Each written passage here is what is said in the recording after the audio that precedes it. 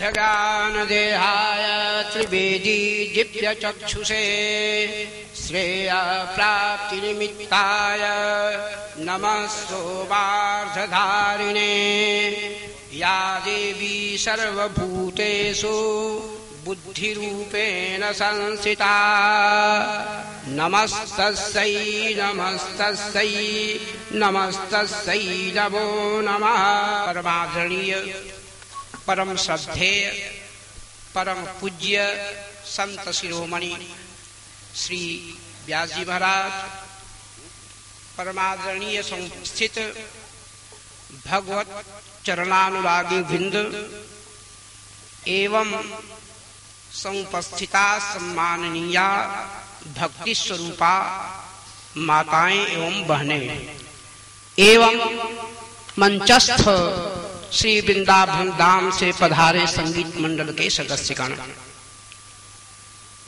भूत भावन आशुतोष करुणा वरुणालय दीनम दुखहरण दीन दयाल आशुतोष भगवान विश्वनाथ राजराजेश्वरी त्रिपुर सुंदरी भगवती अन्नपूर्णा के आशीर्वाद से एवं जन्म जन्मांतर कल्पांतर युगांतर के पुण्य पुंज से यह श्रीमद् भागवत महापुराण अनुष्ठान सप्ताह यज्ञ इस कुटीर चक्के में श्री अजयेंद्र कुमार दुबे जी के पवित्र प्रांगण में संपन्न हुआ।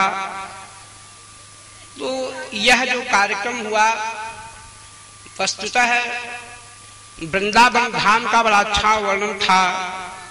हाँ, परमादरणीय परम श्रद्धेय पंडित श्रीमान चतुर्भुज दुबे जी के पवित्र प्रांगण में यह जो श्रीमद् भागवत सप्ताह का अनुष्ठान सुसंपन्न हुआ, यह भगवान की बड़ी अहेतुकी कृपा थी।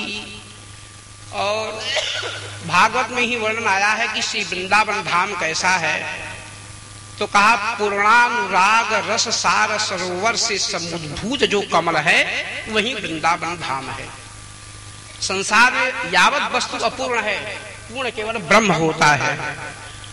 पूर्ण अनुराग अनुपश्चात तीति राग है। राग में खड विकार होता है, लेकिन जब वह खड विकार से रहित हो जाता है राग, तब वह अनुराग बनता है। तो वह पूर्ण अनुराग, उस अनुराग का जो रस, उस रस का जो सार तत्व है, उस तत्व का जो सरोवर है, उस सरोवर से समुद्भूत जो कमल है वही वृंदावन धाम है।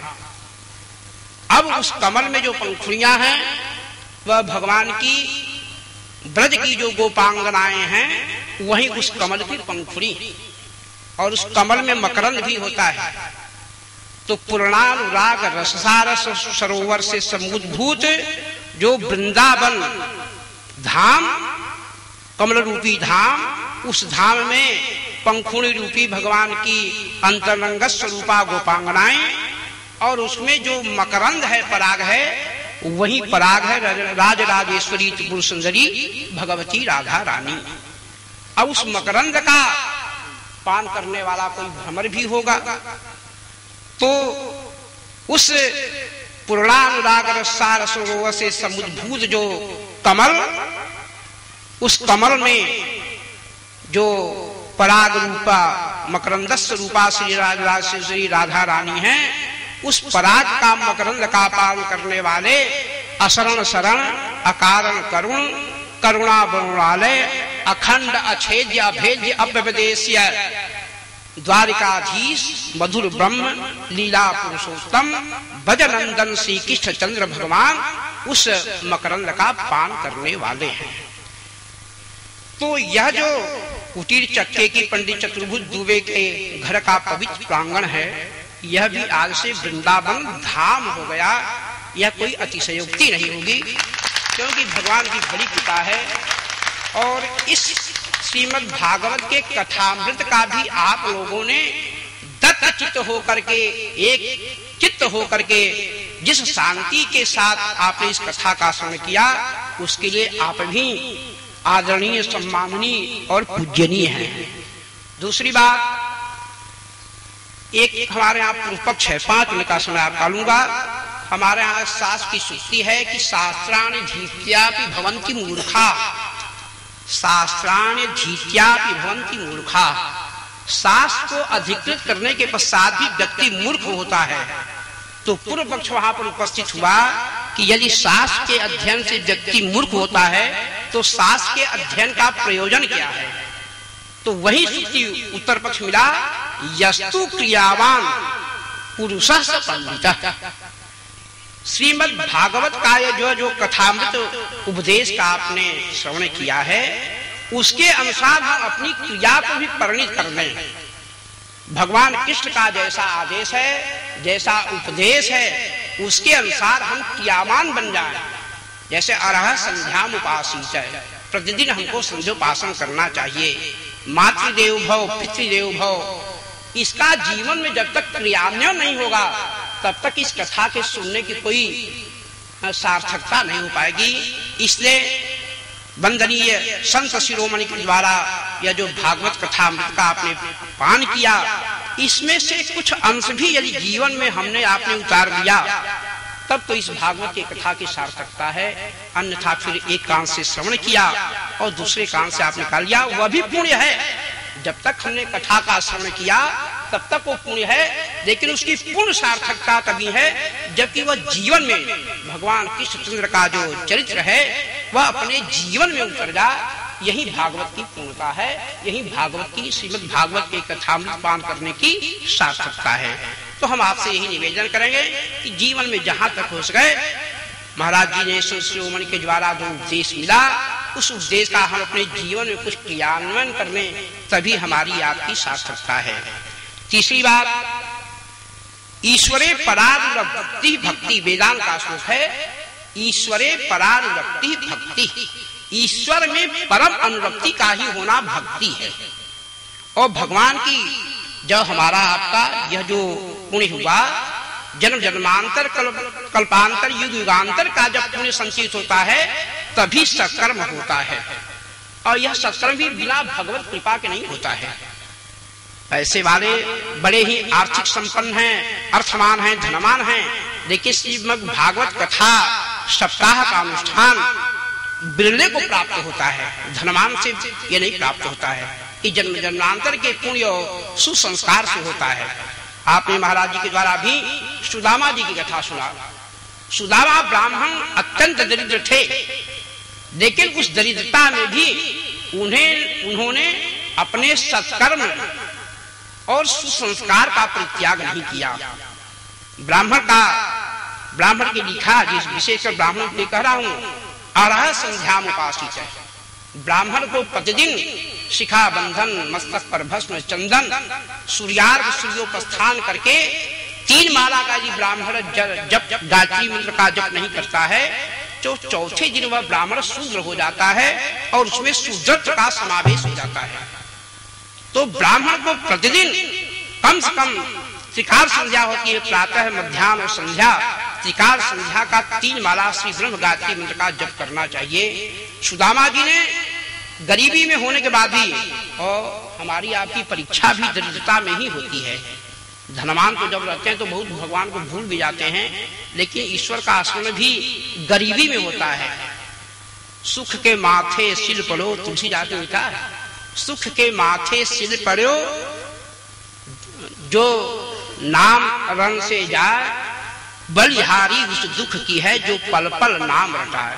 उस दुख में जहां ईश्वर का स्मरण होता है, भगवत भजन होता है, वह दुख भी अहोभाग्य से प्राप्त होता है।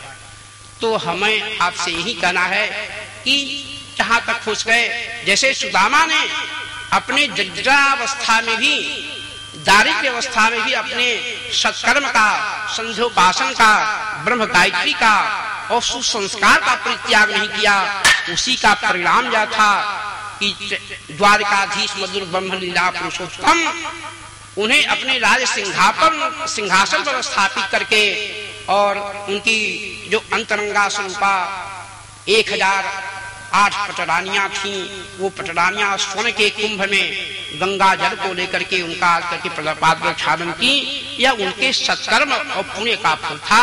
इसी तरह से हमें भी अपना स्वकर्मे निधनो श्रेष्ठ पर धर्मे भयावह। वर्णाश्रम की जो व्यवस्था है, उस वर्णाश्रम की व्यवस्था के अनुसार अपने वर्णाश्रम के अनुसार अपना कर्म धर्म सुसंवादी करे, वही सबसे बड़ा धन है। और दुख सुख की एक परिभाषा भी महाराज जी ने बताया था, श्रीमद् भागवत का यह अंश है, संसार में दुख क्या है और सुख क्या है। तो कहा कि विपत्ति विस्मरणम विष्णु, विष्णु विस्मरणम विपत्ति। भगवान को भूल जाना ही विपत्ति है, और कोई विपत्ति नहीं है। जिस दिन संध्या नहीं किए, जिस दिन गायत्री का जप नहीं किए, जिस दिन शालिग्राम का पूजन नहीं किए, जिस दिन नर्मदेश्वर भगवान का हमने पूजन करके और भगवत आराधना नहीं किया, वही हमारी विपत्ति है। विपत्ति विस्मरणम विष्णु, विष्णु विस्मरणम विपत्ति। और सुख क्या है? का नारायण स्मृति ही संपत्ति। भगवान जीवन में कुछ न हो, लेकिन श्रीमन नारायण ही जीवन में केवल अगर हो, द्वारिकाधीश मधुर ब्रह्म लीला पुरुषोत्तम ब्रजेंद्र भगवान अच्युत हमारे हृदय में आ जा, तो उससे बढ़कर के कोई धन नहीं। तो विपत्ति विस्मरणम विष्णु और नारायण स्मृति संपत्ति है। विष्णु विस्मरणम विपत्ति और नारायण की स्मृति संपत्ति है। इसलिए आप भी अपने जीवन में श्री कृष्ण गोविंद हरे मुरारे, हे नाथ नारायण वासुदेव, हरे मुरारे मधुकैट भारे, निराश्रयामाम जगदीश रक्ष। केवल इसी का भजन रोज करें। आज भागवत कथा की पूर्णाहुति हो रही है, लेकिन भागवत कथा का उपदेश ये है कि जीवन में किसी भी तरह से जेन केन प्रकारेण भगवान कृष्ण का आविर्भाव हो, उनकी भक्ति हो और उनके चरणों में आसक्ति हो, श्रद्धा हो। यही हम लोग भगवान से प्रार्थना करते हैं कि आप लोग भी भक्तिमान बने, भगवान कृष्ण के अच्युत के जो है आप भक्त बने। इन्हीं सत्वों के साथ मैं अपनी वाणी को विराम भी करता हूँ। और पूज्यपाद संत शिरोमणि, भक्त शिरोमणि, वेदव्यास स्वरूप महाराज श्री के चरणों में मैं नमन करता हूँ और भगवान विश्वनाथ भगवत अन्नपूर्णा से इनके दीर्घायुष्य सतत आरोग्यता की कामना करता हूँ। आपने जो अपना अमूल्य समय इस कुटीर चक्के ग्राम में 8 दिन का दिया, मैं पूरा परिवार, दुबे जी का परिवार एवं कुटीर चक्के का परिवार जो है आपके प्रति आभारी है। उस आभार से कि हम कृतज्ञ हैं और इसी के साथ साथ आपके चरणों में मानसिक मंत्र पुष्पांजलि समर्पित करते हुए हम लोग सपरिवार आपका हार्दिक अभिनंदन और स्वागत करते हैं। श्री कृष्णार्पणमस्तु। बोलिए श्री कृष्णचंद्र भगवान की। नमः पार्वती पतये। हर हर महादेव। चले भैया। हरि ओम ज्वाला करालमद्दुग्रम शेषासुरशूदलं त्रिशूलं पादलो भेदेर्भद्रकाली नमोस्तुते। ज्वाला मालिन्यै नमः रत्नैश्वर्यै नमः सर्वोपचाराचे गन्धाचल पुष्पं